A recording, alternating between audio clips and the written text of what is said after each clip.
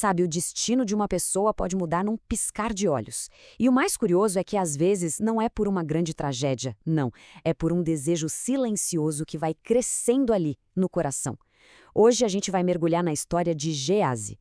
Pensa num cara que andou lado a lado com um grande profeta, que viu milagres acontecerem bem na sua frente e mesmo assim a história dele virou um aviso eterno. Então fica a pergunta, quem foi Geazi? E por que o nome dele ficou marcado na história?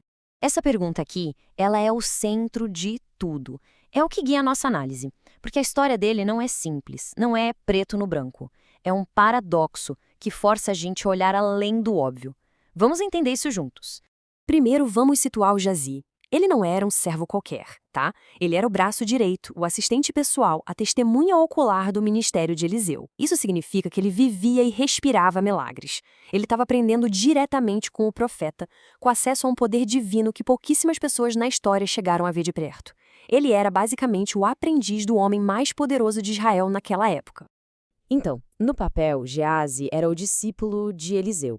E o nome dele, Vale da Visão, sugere uma pessoa com uma capacidade incrível de discernimento, de enxergar as coisas.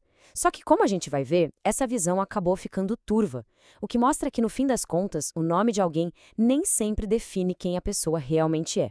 E é muito importante entender isso. A queda de Geazi é tão trágica justamente porque ele não era uma pessoa má desde o início. Muito pelo contrário. Ele deu provas de inteligência, de uma percepção afiada. Ele era, de fato, uma peça fundamental no ministério de Eliseu.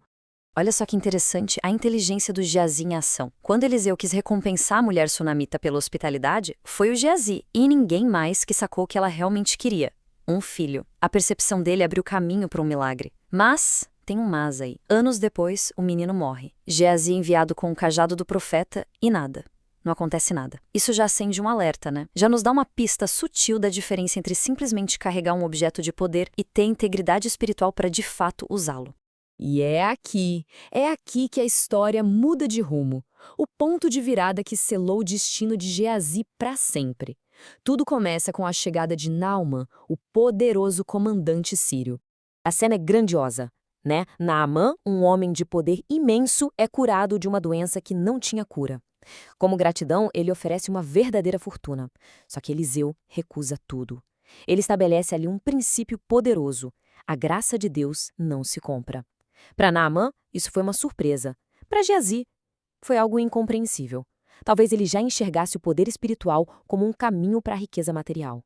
Geazi viu aquela recusa do profeta como uma oportunidade perdida. E não era pouca coisa, não.